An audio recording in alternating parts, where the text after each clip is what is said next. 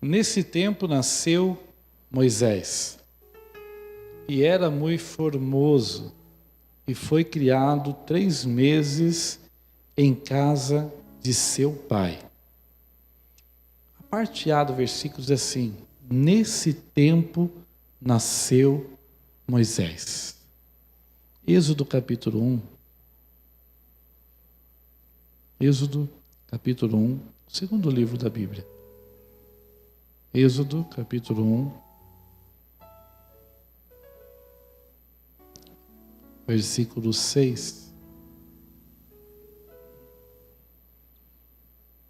Êxodo capítulo 1, versículo 6, diz assim: sendo, pois, José falecido e todos os seus irmãos e toda aquela geração, os filhos de Israel frutificaram e aumentaram muito, e multiplicaram-se e foram fortalecidos grandemente, de maneira que a terra se encheu deles. Depois levantou-se um novo rei sobre o Egito, que não conhecera José, o qual disse a seu povo: eis que o povo dos filhos de Israel é muito e mais poderoso do que nós. Eia, usemos sabiamente para com ele, para que não se multiplique, e aconteça que, vindo guerra, ele também se ajunte aos nossos inimigos e peleje contra nós e suba da terra. E os egípcios puseram sobre eles maiorais de tributos, para os afligirem com suas cargas. E edificaram a Faraó cidades de tesouros, Pitom e Ramsés. Mas quanto mais os afligiam, tanto mais se multiplicavam, tanto mais cresciam, de maneira que se enfadavam por causa dos filhos de Israel. E os egípcios faziam servir os filhos de Israel com dureza. Assim lhe fizeram amargar a vida com dura servidão, em barro e em tijolos, e com todo o trabalho do campo, com todo o seu serviço, e com os que serviam com dureza. E o rei do Egito falou às parteiras hebreias, das quais o nome de uma era Siflá, e o nome da outra Puá, e disse-lhe: quando ajudardes no parto das hebreias, e as virdes sobre os assentos, se for filho, matai-o, mas se for filha, então que viva. As parteiras, porém, temeram a Deus e não fizeram como o rei do Egito lhes ordenara, antes conservaram os meninos com vida. Então o rei do Egito chamou-as, as parteiras, e lhe disse: por que fizestes isso? Que guardaste os meninos com vida? E as parteiras disseram a Faraó: é que as mulheres hebreias não são como as egípcias, porque são mais vivas e já têm dado à luz os filhos antes que as parteiras venham a ela. Portanto, Deus fez bem a parteiras, e o povo se aumentou e se fortaleceu muito. E aconteceu que, como as parteiras temeram a Deus, estabeleceram-lhes casa. Então ordenou Faraó a todo o seu povo, dizendo: a todos os filhos que nascerem lançareis no rio, mas a todas as filhas guardareis com vida. Pai, a tua palavra é tremenda, Senhor. E aqui é uma palavra, Senhor, profética para o dia de hoje. Nós estamos aqui terminando um tema sobre resiliência. E eu peço que o teu Espírito Santo possa fluir. Espírito Santo, age segundo a tua vontade e o teu querer. Que essa noite seja uma noite que o Senhor responda a oração do teu povo, Senhor. Que possamos sair daqui, ó Deus, com direcionamento, que possamos sair daqui com uma palavra de encorajamento, que possamos sair daqui com uma palavra profética para os nossos dias, Senhor. Eu peço a tua bênção, Senhor, sobre as nossas vidas, em nome de Jesus. Amém. Se assente dando glória a Deus.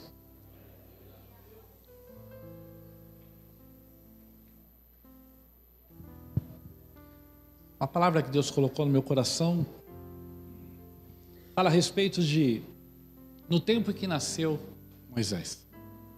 Um tempo que a história de Israel, ela é contada de um momento bom para um momento de crise.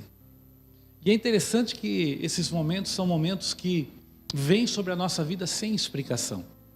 Porque quando a gente se alinha ou se aprofunda nessa história, nós temos que começar no final do livro do Gênesis, onde a Bíblia fala que Deus engrandeceu a um homem chamado José.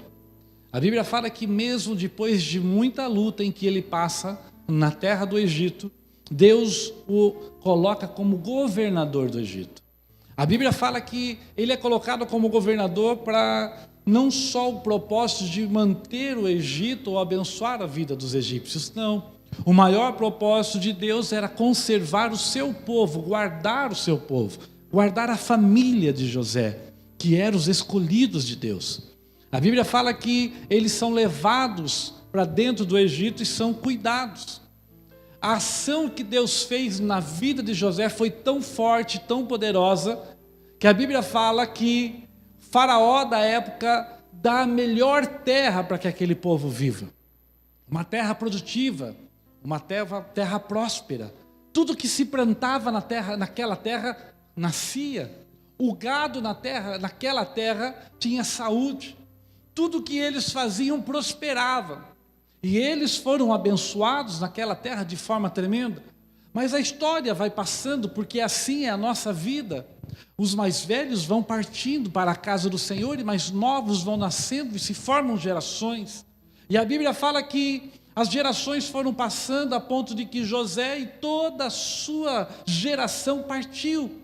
Também partiu a geração daqueles que eram seus senhores, Faraó. E novas gerações vieram.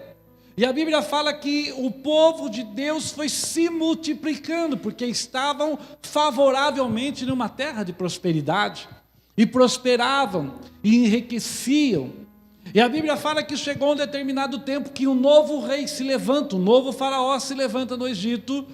E quando ele se levanta, a Bíblia fala que ele presta atenção naquele povo, e teme aquele povo.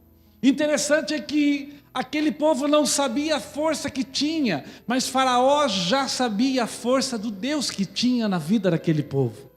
Quando o Faraó olha para aquele povo, ele diz assim: um povo menor em capacidade, um povo não armado, um povo não treinado para exército, mas quando ele olha para aquele povo, diz assim: esse povo é maior do que nós. Deixa eu dizer já uma coisa profética para a tua vida. No momento de crise que você está passando, o teu inimigo sabe o potencial que você tem. O problema é que nós não aceitamos isso, não entendemos qual é o potencial de Deus na nossa vida, mas Ele sabe, e Ele tem medo da promessa que Deus tem na sua vida, porque Ele sabe que fiel é Deus para cumprir com a sua palavra.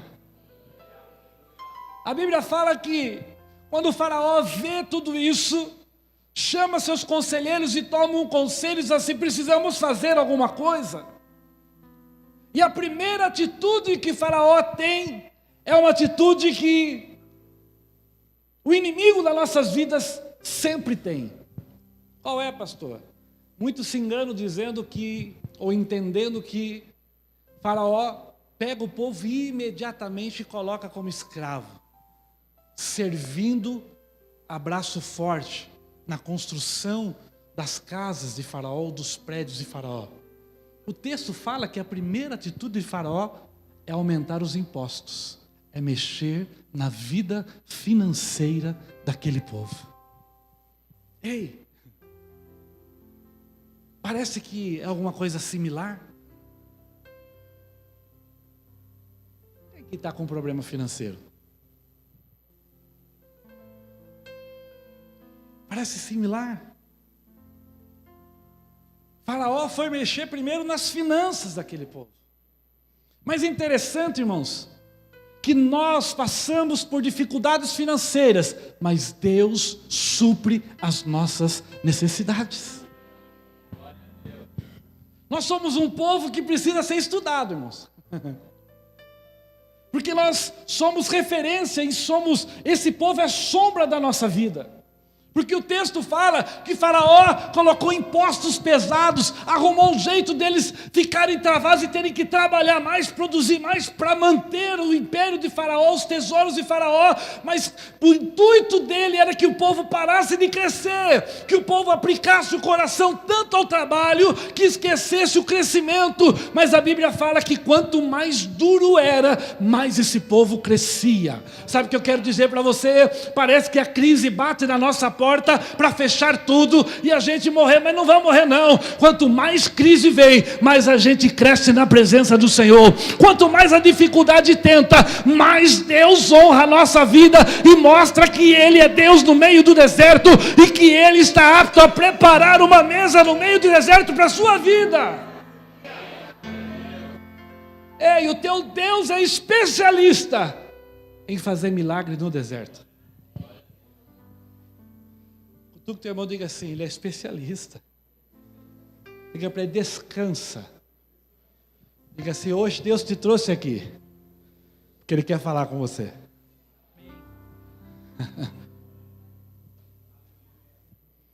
E fica doido, né, pastor Marcelo? Fica doido.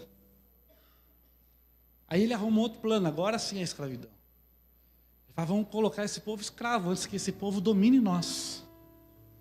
E a Bíblia fala que eles traçam estratégias e quando o povo se vê, estão escravos. E quando eles estão escravos, Faraó diz assim, agora sim. Vai contar o povo, faz o censo.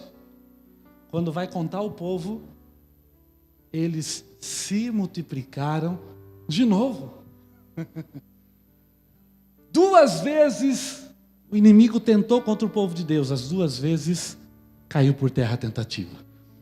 Deixa eu dizer uma coisa para você. O inimigo pode tentar 1, pode tentar 2, pode tentar quantas vezes quiser. Quem tem promessa de Deus vai permanecer em pé. O inimigo pode fazer o que quiser contra a tua vida. Deus sempre estará no controle da sua vida. Deus sempre estará cercando você com os seus anjos. Deus sempre estará pronto para te levantar e mostrar que Ele é Deus na sua vida. Diga comigo assim, Ele é Deus na minha vida. Diga, eu vou multiplicar em meio à crise.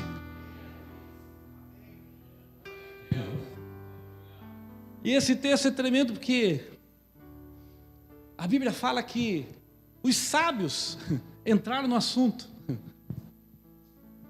e começaram a tentar aconselhar Faraó.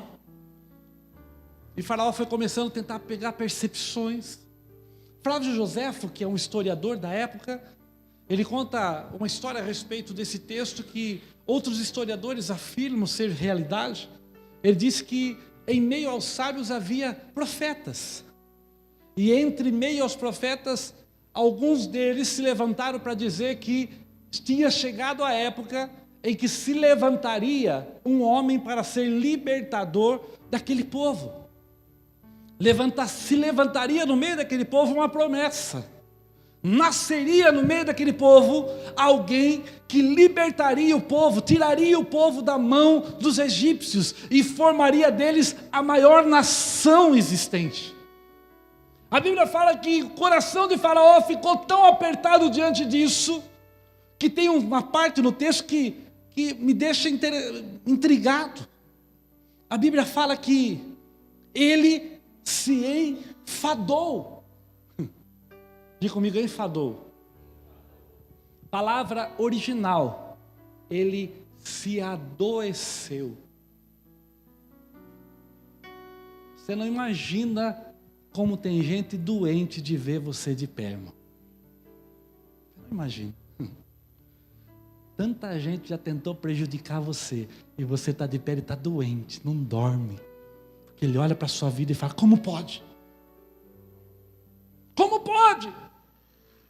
A Bíblia está dizendo que Faraó endoeceu. E o termo usado aqui no hebraico, quando você pega a raiz dela, diz respeito que ele adoeceu a ponto de vômitos. Ele não passou bem de dizer, eu tento parar o crescimento, eles crescem. Eu tento parar, eles crescem. O que é que tem com eles? Ei, o teu inimigo não consegue entender o que é que tem com você, porque quanto mais tenta parar você, mais você marcha. Quanto mais tenta parar você, mais você segue em frente. Quanto mais tenta parar você, mais você glorifica a Deus. Quanto mais tenta te matar, é aí que você ressurge das cinzas e diz, eu vou adorar. Abaixo de andar cantar abaixo. Aleluia!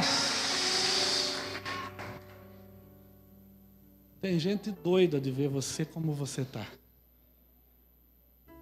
É que tem hora, irmãos, que Deus não nos deixa perceber o que está acontecendo em volta. Porque Ele preserva o nosso coração. Mas se você pudesse ver, você ia ver os seus inimigos que parece que estão mais fortes, se roendo de raiva. Porque Deus é na sua vida. Faltou que alguém diga assim, Deus é contigo, irmão.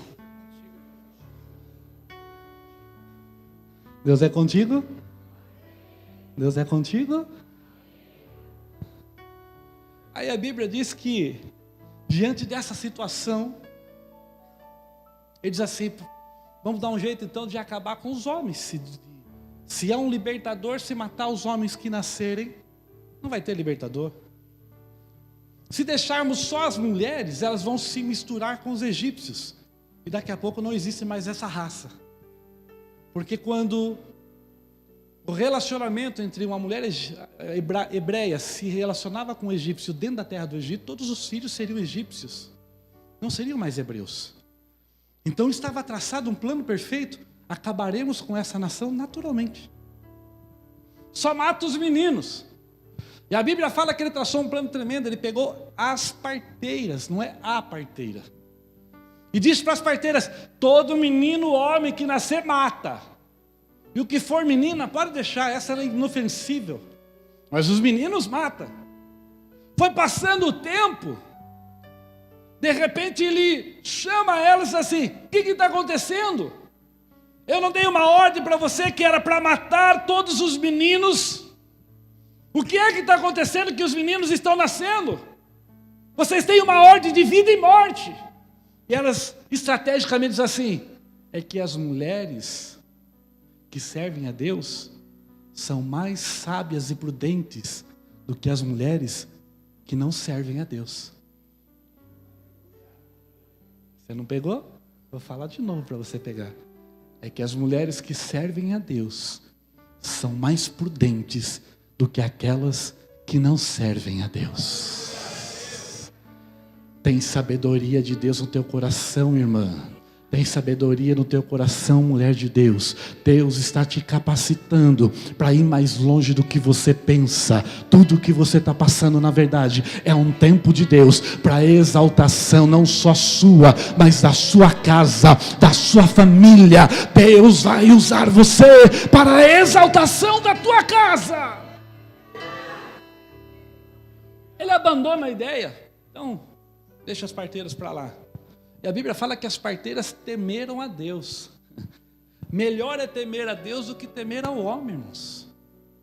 Porque quando a gente teme ao homem, a tendência é o nosso coração se apequenar. A nossa fé ser afligida.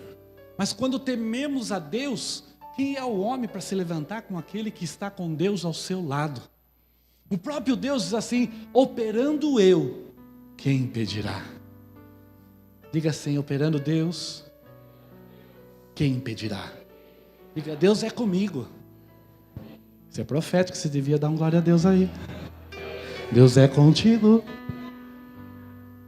Aí a Bíblia diz algo tremendo e eu estou chegando já na mensagem.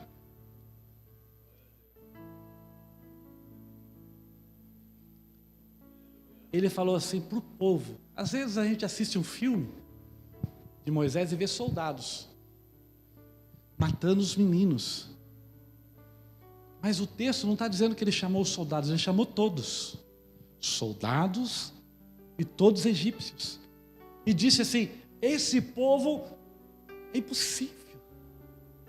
Quanto mais a gente aflige, mais multiplica. Precisamos fazer uma coisa: todos estão convocados a começar a procurar meninos que têm uma idade a menos de 2 anos e matá-los todos, jogá-los no rio Nilo. Qual era a ideia do princípio de jogar no rio Nilo?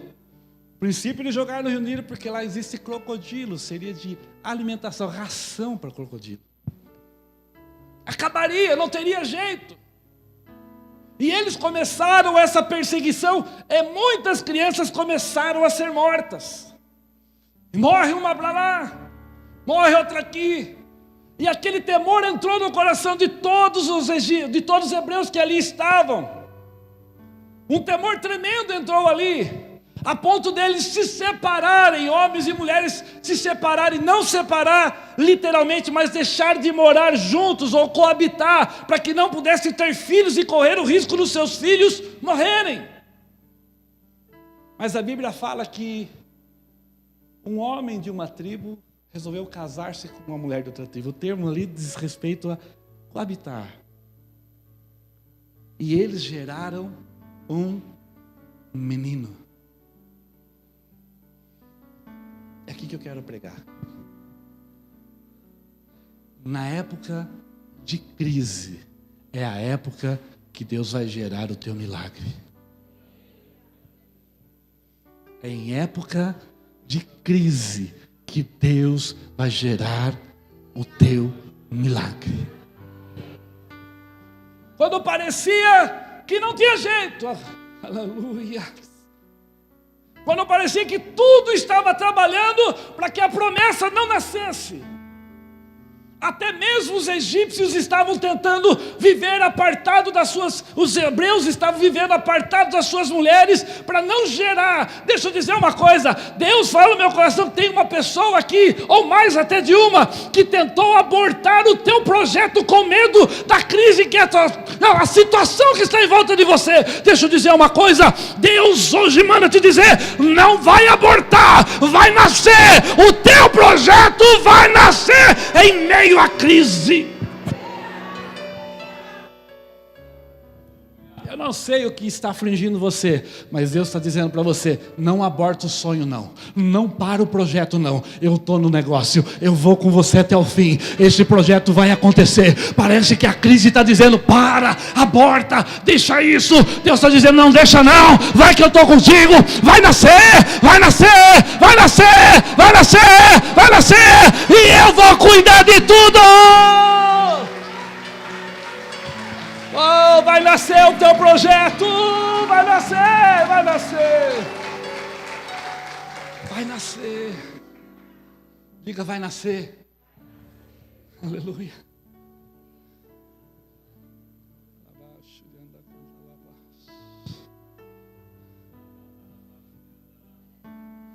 Na época em que tudo dizia que Moisés não ia vingar, foi a época em que Deus trabalhou para fazer o projeto nascer. Deus está falando com gente aqui.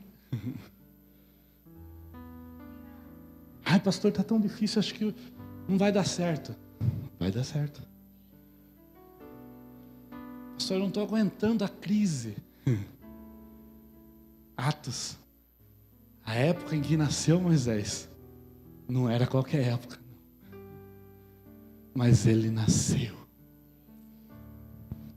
Tudo aponta contra você, mas Deus aponta a favor, dizendo, eu sopro o vento a teu favor. Interessante que ele nasce. E se você acompanhar a leitura, tem uma coisa tremenda que acontece com a vida dele. Ele permanece, aleluia, em silêncio por 3 meses. Como assim, pastor? A Bíblia fala que ele só vai chorar no tempo certo, quando a filha de Faraó estava vendo ele. O que significa isso? Significa que o projeto que Deus vai te dar tem que ser guardado com você. O projeto que Deus vai guardar e entregar na sua mão, não é para você sair contando para todo mundo. Porque tem gente que se você contar vai tentar matar o teu projeto. Tem gente que se você espalhar, junte só pessoas que vão orar com você e você tem certeza que são pessoas de Deus. Traga para perto de você somente pessoas, porque quem estava perto de Moisés quando ele nasceu, era a família dele, eram os que estavam próximos dele. Aquilo não foi divulgado, porque se fosse divulgado e caísse no ouvido de algum egípcio ou soldado, ele seria morto. Mas ele foi guardado. Foi guardado de tal forma que ele permaneceu, o texto em que nós lemos, 3 meses na casa do seu pai. E eles não o tocaram. Sabe o que eu quero dizer? O teu projeto tem que ficar um tempo, é um período, e é curto esse período, em silêncio, guardado entre os melhores amigos, entre intercessores, entre a tua família. Guarda ele, esconde ele, mas vai chegar um tempo que ele vai ser exposto, e todos vão ver que o teu sonho nasceu, que o teu sonho vingou, que o teu sonho, o projeto de Deus aconteceu na sua vida. Há um tempo em que você esconde, mas há um tempo em que Deus mostra que Ele é na tua vida. É um tempo de Deus.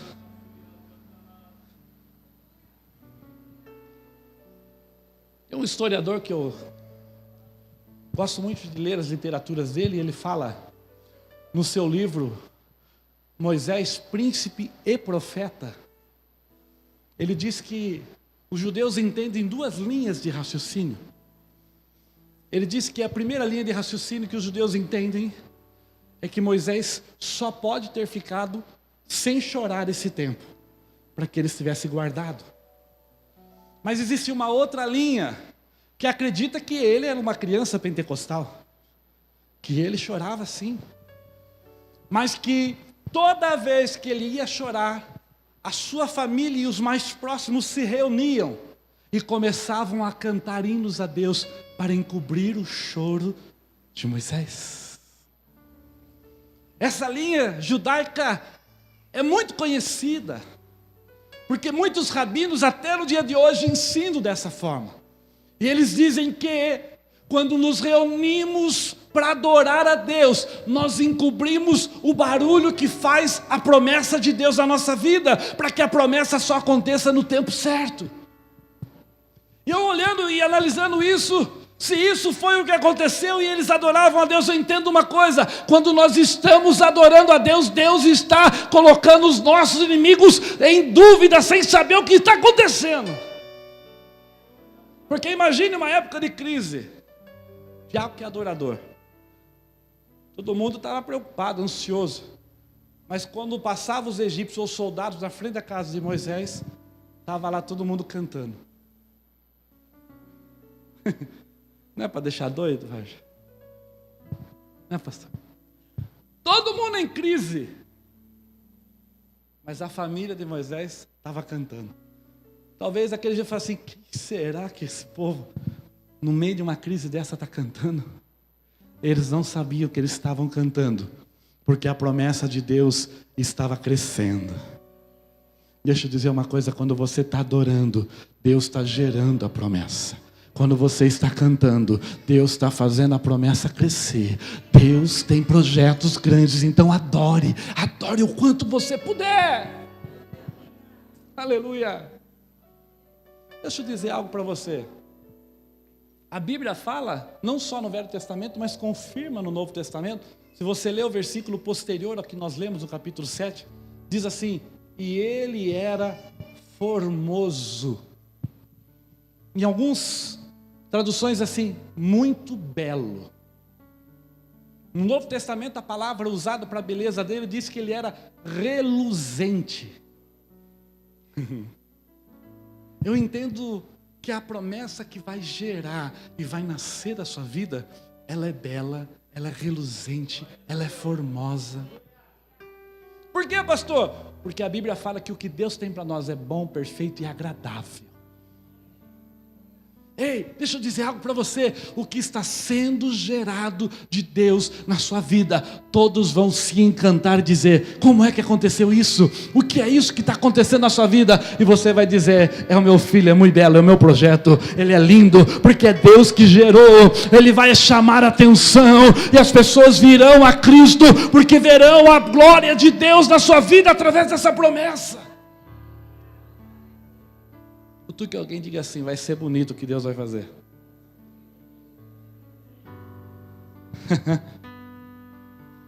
Vai ter festa. Agora diga para o seu irmão assim para ele, profetize para ele, diga assim: o que o inimigo tentar contra a sua vida é o que Deus vai usar para salvá-la.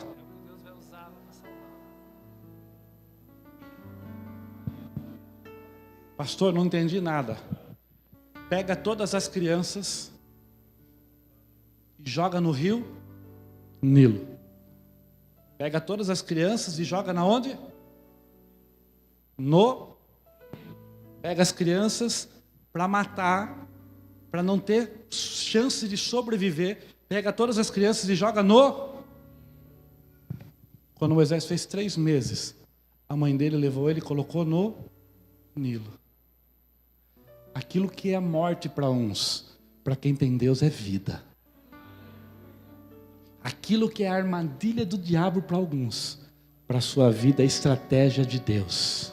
E vou dizer uma coisa para você: aonde o inimigo menos imagina que você vai estar, é aonde ele armou a cilada para você. E é lá, aonde parece que você perdeu tudo, é lá, aonde parece que o sonho acabou, é lá, aonde parece que não vingou, é lá que Deus vai te honrar e vai mostrar que Ele é Deus na sua vida. Deus tem preparado uma coisa que vai surpreendê-los. Aleluia! Lá vai a mulher dele e faz. A mãe dele faz um barquinho. Coloca o barquinho no rio Nilo. E a Bíblia fala que algumas pessoas dizem que o barquinho saiu navegando, né? Não saiu navegando, foi colocado entre meio aos juncos. E Miriam tinha uma tarefa: ficar observando se ninguém mexia com o barquinho. Ei, parece que não. Mas sabia que tem gente preocupada com a gente?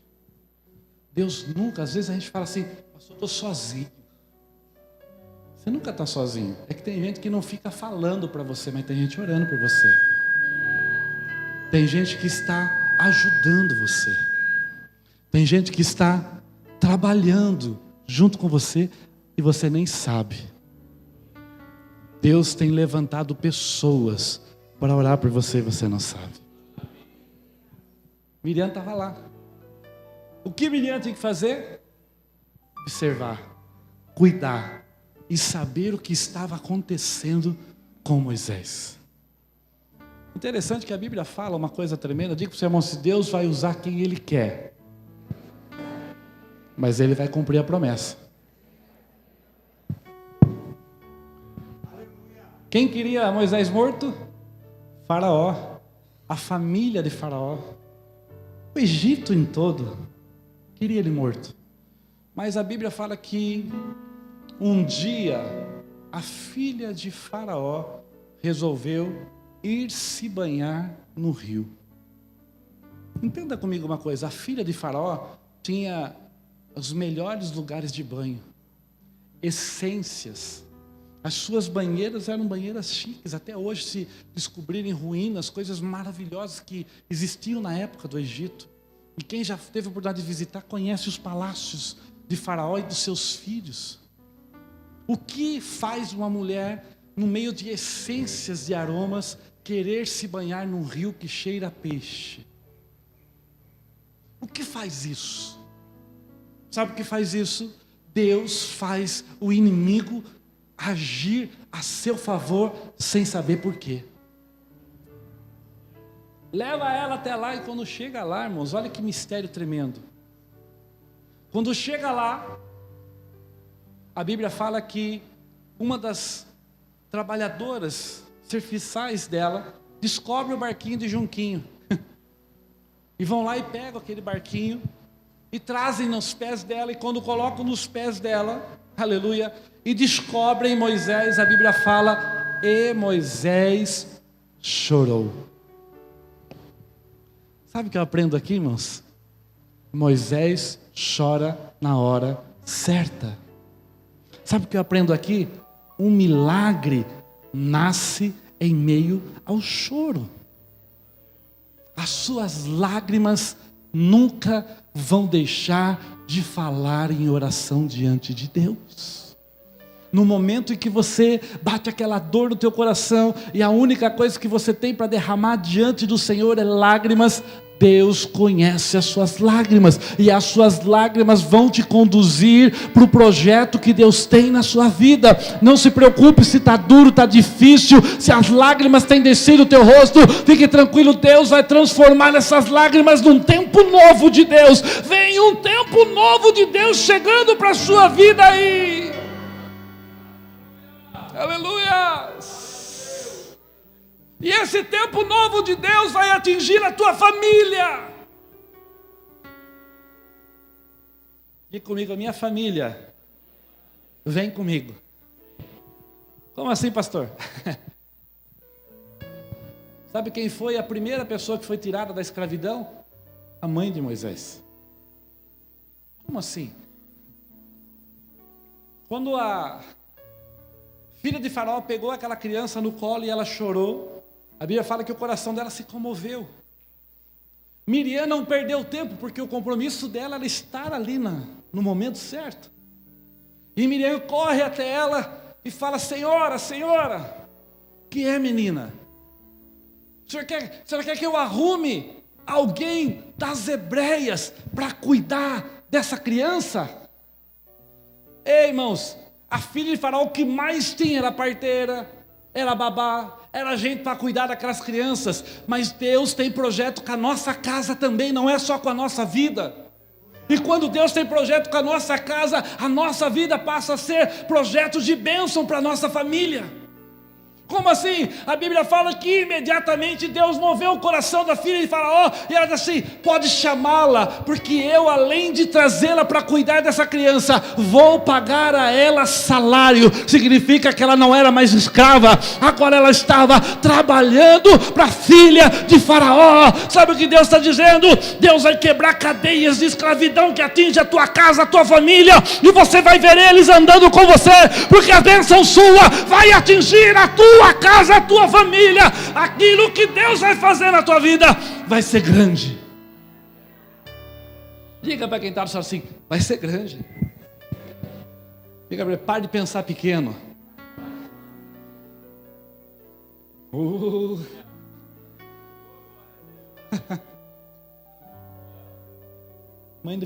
A mãe de Moisés pensava só em ter um filho.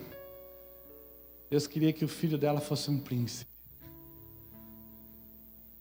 Às vezes você está pensando só: pastor, se tiver só um emprego, tá bom. Deus está pensando em te dar algo próprio para você.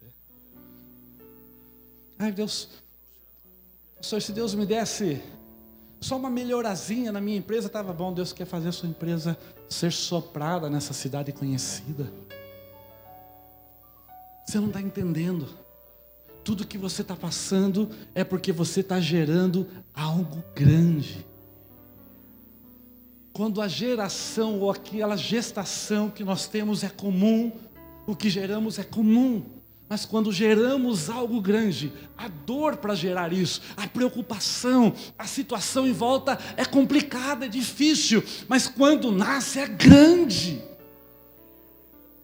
O que eu quero dizer? Vale a pena passar esse tempo, ser resiliente, entender que esse tempo que você está passando não é um tempo que vai ser perdido, não é um tempo de derrota. Esse tempo que você está passando é um preparo de Deus. Deus está te preparando, Deus está tomando você pela mão. Vai nascer o teu projeto e vai surpreender você, porque o que você espera ainda não é o que Deus espera para a sua vida. O que você planeja ainda não é o que Deus planeja para você, porque o que Deus planeja para você é maior, é maior, é maior, é maior, é maior. É maior o que Deus tem preparado para a sua vida. é maior. O que Deus tem para você é maior. Diga, é maior. Olha para o teu irmão, diga assim: os pensamentos de Deus são maiores.